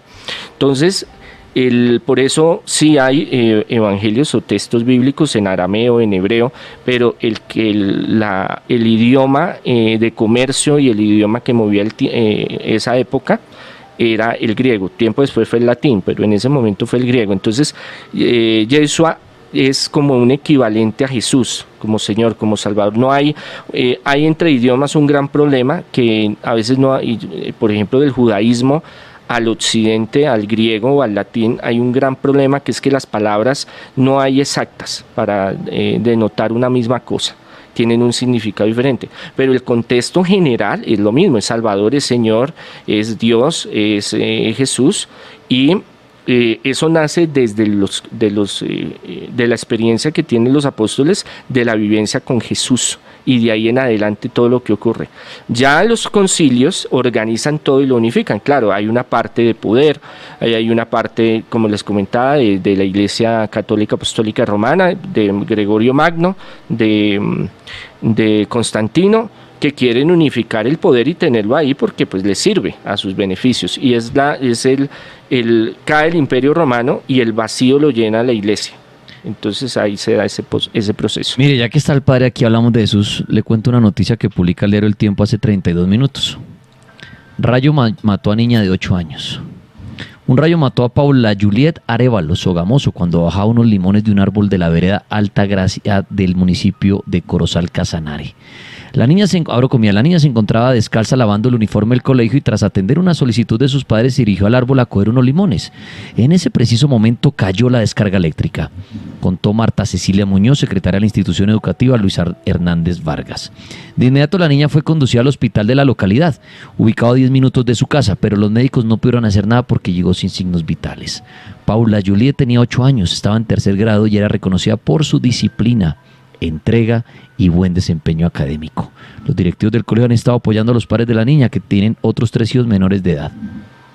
¿Obra de Dios, padre? ¿Obra del diablo? Que un rayo le caiga a una niña disciplinada, juiciosa, y que va a bajar unos limoncitos a un árbol que le piden sus padres. ¿Qué pasa ahí? ¿Dónde está Dios? Bueno, ese es un gran conflicto que en todos los tiempos ha tenido la fe, ¿no? Saber la voluntad del Señor. A veces no la entendemos por qué pasan las cosas, pero Dios en todo tiene un propósito. Y si la visión de Dios es muy diferente a la de nosotros, aquí estamos en lo que Jesús lo explicaba, en un proceso de cambio, de transformación y de paso. Entonces muchas veces pasan cosas que uno dice por qué suceden y por qué se fue, pero si Dios lo quería ya tener en su presencia. Si con eso va a ganar espiritualmente. Es que la visión de Dios es muy diferente, o sea, la visión teológica y la visión que Jesús nos enseña es muy diferente al raciocinio humano, y es muy conflictiva para entender. Entonces uno dice, bueno, pero si Dios me quiere o no me quiere, bueno, ¿y por qué pasó esto? Si lo quería o no quería. Escudriñar la voluntad de Dios es muy difícil. Pasan muchas cosas son injustas, muchas cosas no entendemos, pero detrás de eso lo que llega a darnos como la luz es que Dios en todo tiene un propósito, y que detrás de eso también hay bienes en el reino de los cielos importantes. Ya verá la línea para que hagan sus comentarios y preguntas sobre Jesús al Padre en YouTube. No, le tengo una pregunta al padre, bueno, de una vivencia personal. Tuve la oportunidad de conocer las criptas del Vaticano. Al bajar allí y pasar, yo no, en esa época no era como tan devoto a ir a misa, a rezar, a todo este tema. Pero cuando bajé a la cripta y pasé por enfrente de la tumba de Juan Pablo II, se sintió una energía muy pura, muy bonita, que de inmediato lo único que me hizo fue como regresar y hacer una oración. Tiempo después tuve la oportunidad de conocer la iglesia de San Sergio. Esta fue donde se ocultó la Sagrada Familia en Egipto. Sentí la misma energía y la misma sensación. Esto se debe a que, padre, a que esa energía como divina se encuentra como condensada allí, o realmente es el ser humano que por su fe y por sus creencias deposita ese tipo de energía para que se conserve ese sitio como cálido, como amable, como de paz. Todas las anteriores, bueno, es que el fenómeno religioso, si lo queremos llamar así, es muy denso de entender, y no solo hay una respuesta, hay varias. Estos sitios, por ejemplo, San Juan Pablo II cometió muchos errores, ¿sí? Pero muchos han tenido experiencias con él, ya después de su fallecimiento, y pues está canonizado como un gran santo de la iglesia. El único que puede denotar si su santidad o no es Dios, y que los santos tienen una particularidad que después de que mueren hay muchas manifestaciones. Entonces cuando uno está en un lugar donde hay reliquias, así se llaman las reliquias de los santos, ese santo tiene una gran ventaja, que tiene una conexión muy fuerte. Todos somos llamados a ser santos, ¿no? Lo que pasa es que no lo queremos desarrollar, es otra vaina. Un cúmulo de la unción del Espíritu Santo. Entonces estas reliquias, por eso en la Edad Media hubo tanto mercadeo y tanta cosa con las reliquias, las santas reliquias, eso después lo hablamos en algún día, en algún momento que se dé la oportunidad. Hay un poder muy grande en esos lugares, en los santuarios y donde están las reliquias, porque ahí está una fuerza muy grande del Espíritu Santo en esos tejidos, en esos huesos. Por eso son tan importantes. Y no es el único que le ha pasado eso. Muchas personas, en experiencia personal también, en santuarios, en lugares, la persona va, y esta es la otra explicación de su pregunta, la persona va, algunos porque es turístico, porque a uno lo llevan a los sitios turísticos, ¿no? Hay otros van porque tienen como un deseo de encontrar algo espiritual. Y esa conexión en ese lugar hace que usted desarrolle una fuerza psíquica, física y espiritual y la deposite en ese lugar. Y ahí permanezca. Pero con el tiempo va pasando. En los lugares donde están, donde ha sucedido fenómenos paranormales, si los queremos llamar así, fuertes, como La Salet, Lourdes, Fátima, San Esteban, San Sergio, aún en las catacumbas de Roma, Jerusalén. Aquí en Colombia hay varios santuarios donde permanece la presencia del Señor. En el Antiguo Testamento se creía en el Sanctum Sanctorum, en un lugar exclusivo donde el sumo sacerdote solo podía entrar una vez al año, según la casta que él sea, a adorar y llevar las ofrendas de Dios. Y ahí y ellos creían que ahí habitaba la presencia de Dios. Por eso el santuario, el templo de Jerusalén fue tan importante. Por eso los romanos llegaron y lo destruyeron. O sea, lo borraron de la faz de la tierra porque querían acabar con toda la cultura romana, que eso fueron 30 y algo de años después, si no estoy mal, o 60. Bueno, ahí sí me disculpan los datos, que soy malo con los números, que fue con Bar Korba, que fue una revuelta muy terrible, que fueron muchos que se unieron y dijeron, no, yo soy el Mesías. Otro que dijo que era el Mesías, saquemos a este pueblo de acá, estos romanos, porque nos están matando a punta de extorsionarnos con los impuestos. Entonces sí hay lugares donde energéticamente uno los puede cargar, pero son lugares tanto negativo como positivamente. Pero estos lugares donde hay una presencia de reliquias tiene una fuerza especial, y no es el único que ha vivido y experimentado eso. Esto ya es muy personal. Ya alguno dirá, no, yo no creo en eso, yo fui tal lado y lo que hice fue perder mi tiempo, no sentí nada, o yo esa vaina no. Eso es algo muy de la experimentación personal. Igual la conciencia de aceptar de que Jesús es el Señor, es el Dios, es el Mesías, es algo muy personal, es una revelación muy propia. O creer en un Dios, o tener el amor a la Virgen, a los ángeles, es experimentación personal. Pero hay muchas personas que han ido a lugares y han encontrado sanaciones, liberaciones. Unas son sugestión, otras porque el lugar sí queda impregnado en la energía, si lo podemos, la fuerza de mucha gente que va, pero también porque hay lugares donde la presencia de Dios, por ejemplo, la presencia de la Virgen, los santuarios marianos, la Virgen se hace presente y hace muchas manifestaciones hasta el día de hoy. Y ocurren muchos milagros, hay muchos testimonios científicamente redactados, llevados, consultados, porque el Vaticano ha tenido mucho cuidado con esto. Y ahí está toda esa serie de pruebas. Ya si quiere creer es cuestión de cada uno. La Mega, buenas noches. Hola, buenas noches, ¿cómo están? Bien, gracias, bienvenido. ¿Qué le quiere comentar al padre?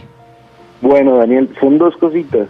Una es, me parece muy curioso que hace un ratico comentaste lo de la noticia de la niña, y preciso yo venía pensando ya hace días, incluso a mí todas estas cosas me causan mucha curiosidad, y me puse a pensar cosas, y entonces se me ocurrió a mí pensar en que si Jesús viene al mundo y parte del sacrificio que él hace en pro de lavar los pecados de la humanidad, es ese sufrimiento que él tiene una vez es capturado y es flagelado y es juzgado y es crucificado. Me queda a mí la cosa de que, pues, para lavar los pecados del mundo, viendo cómo está el mundo hoy en día, prácticamente, donde nos matamos los unos a los otros por cualquier cosa, donde se facilita tanto el robar, el mentir, acabar pues con todos los mandamientos. ¿Por qué no pensar en que niñas, por ejemplo, como esta que sufre esta pena, los niños de Garavito? Me acuerdo hace mucho tiempo un caso de un muchacho en Estados Unidos, creo que era gay, en los 90, que fue crucificado y abandonado en un colegio, en un maizal, algo así. ¿Por qué no pensar que estas personas que pasan también por estos martirios pudieran ser de cierta forma también enviados por el mismo Dios con la intención de seguir en ese proceso de lavar los pecados? Ese es un concepto que me gustaría escuchar de Monseñor. Y otro, una vivencia personal que tuve antes de mis 8 años de edad, en donde recuerdo perfectamente sentarme en mi cama en la madrugada, no sé qué hora era exactamente, y ver la figura que para mí, dentro de mi crianza católica, era Jesús, parado frente a mí, pero no de frente, sino de espaldas, afuera de mi cuarto, caminando hacia la salida de mi casa, que quedaba justo enfrente de mi cuarto, y era la figura así de cabello hasta los hombros, como con una túnica así completa de color como color beige, como color saco de café, una cosa así, y sin zapatos, caminando hacia la puerta, y ahí termina como la visión. Vuelvo y me acuesto y sigo durmiendo, pero pues para mí siempre fue Jesús dentro de mí, pues como dentro de lo que me enseñaron a mí como católico, es a lo que se me asimila. Me preguntaría yo si podría ser, y como para qué Jesús haría ese tipo de apariciones. Gracias. Bueno, hay muchas personas que tienen esta serie de manifestaciones espirituales con la Virgen, con los ángeles, con Jesús. El por qué es muy complejo, porque cada caso es muy diferente, pero muchas veces ellos se manifiestan, o también nuestros antepasados, para decirnos que están con nosotros, que nos apoyan, de pronto una sanación, una liberación, una bendición especial, una manifestación especial. Eso cada uno lo tiene que descubrir, porque la manifestación de Daniel es de Daniel, la manifestación de Andrés es de Andrés. La experiencia del uno es muy diferente a la experiencia del otro. Ahora, usted habla con un racionalista y él le va a decir, no, eso fue sugestión, eso fue un sueño, eso fue que usted se vio Netflix y se acostó y vio se recreó esa imagen en su mente. Pero eso solo la verdad cada persona la tiene. Eso me gusta mucho de Danielito, que él siempre deja abierta la puerta al que quiera creer y al que no. Sí hay personas que, y ahí entramos a un tema muy complejo, que es los estigmatizados, los que tienen estigmas, que son muy pocos. Y hay personas que asumen ciertos sacrificios en la vida voluntariamente, dicen, Señor, yo ofrezco este sacrificio o esta pena que me estoy sufriendo o que vaya a sufrir por la humanidad. Sí los hay. No puedo decirle que todos los casos vayan a ser para eso, ¿no? Como su merced lo plantea. Pero es una opción, Es que en este tema hay muchas vertientes y muchas respuestas, y esas respuestas traen más preguntas y más preguntas, más respuestas, porque es que a veces queremos una sola respuesta para algo y Dios tiene muchas respuestas para muchas cosas, y hay otras que no las sabemos, no las conocemos, porque todavía estamos en este plano terrenal. Padre, hay algo que no puedo dejar pasar, y estos comentarios, y seguramente alguien quiere preguntar esto, y es relacionar a Jesús con un extraterrestre. Que Jesús vino acá, se convirtió en humano, por eso pudo resucitar, por eso lo vieron subir al cielo.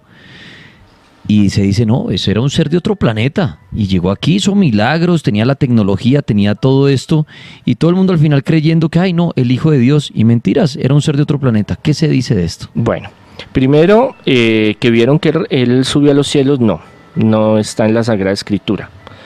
Él se apareció, él tiene su transformación ahí en el Santo Sepulcro, y ya él después se manifestó en su gloria. O sea, ya se apareció como tal a los discípulos. Por eso no se sabe si fue el domingo en la noche que resucitó, el sábado en la mañana, en la tarde, en la noche. Ahora, no hay ninguna prueba, ni que él dijera, ni que esté escrito en el Antiguo ni en el Nuevo Testamento sobre extraterrestres. Hay que ser muy claros. Hay partes de la Sagrada Escritura que usted puede tomar y decir, mire, esto yo creo, por ejemplo, en Elías. Todo el mundo dice, no, es que Elías se lo llevó un carro de fuego. No, usted lee la Sagrada Escritura y no dice eso. Dice que fue un torbellino que se lo llevó. Entonces hay variantes y hay formas de ver y de pensar muchas cosas. Ahora, ahí no estaba, ¿quién estaba ahí? Eliseo. ¿Quién más estaba? Nadie más. ¿Cómo usted comprueba que eso sucedió como tal? O sea, hay muchas cosas que son complejas, pero en la Sagrada Escritura, ni en el Antiguo ni en el Nuevo Testamento, hay nada de extraterrestres y Jesús nunca habla de ellos. Eso no quiere decir, aclaro, de que no existan. Mire, el Antiguo Testamento tiene de 9.000 a 10.000 años, mal contados. Por ejemplo, no habla de los dinosaurios, ni el hombre de Cromañón, ¿sí? Pero eso no quiere decir de que no existan. ¿Por qué? Porque son relatos que fueron cogidos y organizados después en una época reciente. Jesús no habla de nada de extraterrestres, aunque él muchas veces en 2 o 3 partes de la Biblia dice que su reino no es de este mundo. Pero él no está diciendo es que yo vengo de Nibiru, o es que yo vengo de la Nubelosa, o es que son de verde los que viven conmigo allá. Él habla es de un mundo espiritual. Pero eso no quiere decir, aclaro, de que hayan seres de otros planetas o que nos hayan visitado antes. Eso ya es otro tema que en algún programa lo podemos hablar. Muy bien, vamos a las líneas. La Mega, buenas noches. Buenas noches. Gracias, bienvenido. ¿Qué le quiere preguntar o decir al padre? Bueno, dos preguntas. Padre, primero, ¿por qué hay tantas vírgenes si solamente hay una sola María? Y la otra es que desierto hay que a Jonás se lo tragó una ballena. Sí, o sea, la Biblia lo dice, pero son investigaciones dicen que no, o sea, que no es como tan seguro. Muy bien, padre. Bueno, de Jonás no dice ballena en sí la traducción, dice un cachalote, un animal grande. Ahora, que se le hubiera podido tragar, bueno, hay investigaciones y esto donde hablan de que por lo grande que son estos animales, puede ser que hubieran podido tragarse una persona. Ahora, que hubiera vivido o no, eso es otra cosa. La cuestión es que no podemos mirar, y esa es una cuestión que nos pasa mucho, es que la Sagrada Escritura queremos leerla literalmente. Entonces, si dice, por ejemplo, Jesús, si tu mano te hace pecar, córtatelo, si tu ojo te hace pecar, sácatelo, es mejor entrar al reino de los cielos manco y ciego que perderse. Él no está diciendo, vaya Pedro, coge y sáquese los ojos. Tiene una interpretación. Entonces, el hecho de que pudiera Jonás, sí, mire, hay unas anécdotas y experiencias de varios náufragos donde los delfines y otras clases de animales le han prestado ayuda en cierta forma, y eso están registrados científicamente.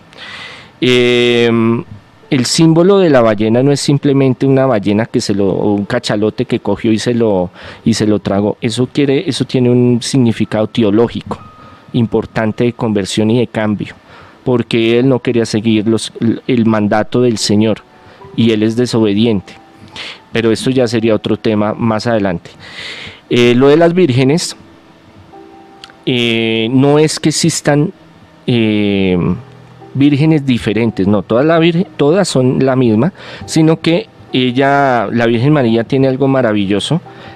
Le gusta en una región aparecerse, pero como una estrategia de marketing que hablábamos con Daniel, le gusta tomar las características de la región donde se aparece. Entonces, en el África aparece morenita, en la India o la China aparece hindú o china, en México como una indiecita, pero no es porque sea diferente, es la misma, sino que toma advocaciones. Advocación quiere decir un nombre. Es como si hoy Daniel se viste de charro y mañana se viste de cura, pero sigue siendo Daniel.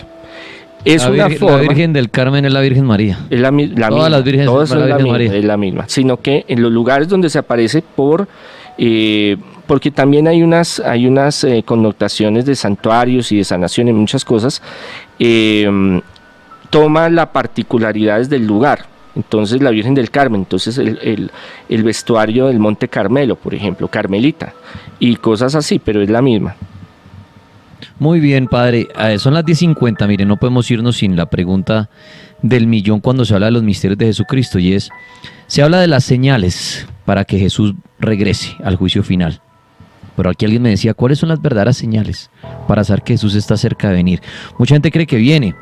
Y ya pasaron guerras, ahora lo que está pasando con Rusia y Ucrania, todo esto, que los terremotos, que las tragedias, que las redes sociales, que la tecnología, que todo esto ya son señales del final de los tiempos y viene Jesús. Pero ¿cuáles son las verdaderas señales, o realmente cuándo vamos a tener pistas de que Jesús va a volver? Hay unas señales muy importantes que están en la escatología, en el estudio del fin de los tiempos en la Sagrada Escritura, pero también a través de los videntes, porque han habido bastantes en la iglesia, y de las apariciones marianas. Una de las señales más importantes es, plagas. Ya hemos vivido plagas, hemos vivido pandemia, hemos estado ahorita en guerra, ahorita se viene más adelante la Tercera Guerra Mundial, Dios quiera que no. Todo eso ya estaba pronosticado en todas las apariciones marianas, sobre todo en los 3 secretos de Fátima. Hay una, y para que aparezca el anticristo y la bestia, es que esto es muy denso de entender todo así rápido, de entenderlo. Hay una señal en la cual, y eso lo hablábamos una vez con Danielito acá en el programa, es una señal universal antes de que vengan los cataclismos y lo que va a suceder. Esto no es ni el 10 ni el 5% de lo que va a suceder cuando ya se dé lo que es el fin de los tiempos, el apocalipsis y toda esa cuestión, para que vayamos teniendo una idea, ¿no? Es un resplandor, es un estado de conciencia donde antes de todo lo que va a suceder, todas las personas en el mundo se van a conectar y van a sentir la presencia de Dios, de Jesús, y van a decir, Él es el Señor. Como no se ha dado, todavía no ha llegado el tiempo. Todo lo que yo he investigado, lo que se ha visto en los videntes, mensajes y todas las señales, todavía no es el fin de los tiempos. Todavía no es la parucía, no es la segunda venida de Jesús, todavía falta. Pero todo lo que se ha estado dando, y sobre todo desde aquí, desde Ucrania, lo que empezó con Ucrania, eso ya estaba profetizado en los mensajes de Fátima. De Rusia, Ucrania fue Rusia, parte de Rusia, y desde el 91, ya es otro cuento, pero el hecho es que de ahí dependen otros más factores geopolíticos que están ahí interactuando, que tiene que ver con la economía, la política, fenómenos naturales, la espiritualidad de la gente, cómo está viviendo, el caos que estamos viviendo y que se va a vivir peor. Todo eso va como junta, haciendo la introducción de la introducción del fin de los tiempos. Muy bien, monseñor, son las 10:53. Quiero agradecerle por este ratico, haber charlado estas casi 2 horas sobre Jesús. Misterios, miles, millones, infinitos sobre Jesús, pero quisimos ahí aclarar varias dudas de la familia de Jesús, de los extraterrestres, de su resurrección, de las señales del fin de los tiempos, de realmente qué fue lo que pasó en la vida de Jesús, dónde estuvo. Todo eso lo hemos hablado. Pues, padre, agradecerle por sus minutos. Muchísimas gracias. Y bueno, las personas que quieran ver sus charlas, que veo que es muy activo en redes sociales, que quieran buscarlo para el tema de liberaciones, temas de brujería, ¿en dónde lo pueden encontrar? Sí, en San Google pueden escribir Monseñor Andrés Tirado, Facebook, Twitter, Instagram, TikTok, ya estamos en TikTok. Sí, lo he visto por ahí haciendo TikToks y todo. Esa vaina, me comentó uno una vez, se me comentó uno. Para sanación, liberación, sacachukis, liberación, consejería espiritual, ayuda en progreso, salud. En Bogotá en las tardes al 600-3445 o en mis redes me buscan. Este viernes vamos a tener viernes de predicciones. Todos los primeros viernes de cada mes lo hacemos. Me tocó este viernes porque el anterior no alcancé. Entonces, para que estén pendientes, lunes, grupos de oración de liberación, donde hacemos oración fuerte de rompimiento, cadenas genealógicas, maleficios, hechicería, brujería. Y hay más de 1500 videos en YouTube donde hablamos de todos estos temas, y también hay entrevistas y hay un poco de material que les puede interesar. Monseñor, muchas gracias. Danielito, caballero, aquí todos los oyentes, grandes amigos de la casa de la Mega, del Cartel y RCN, muchas gracias, una feliz noche y el Señor los bendiga. Gracias, padre. Ya regresamos para que ustedes llamen y cuenten sus historias de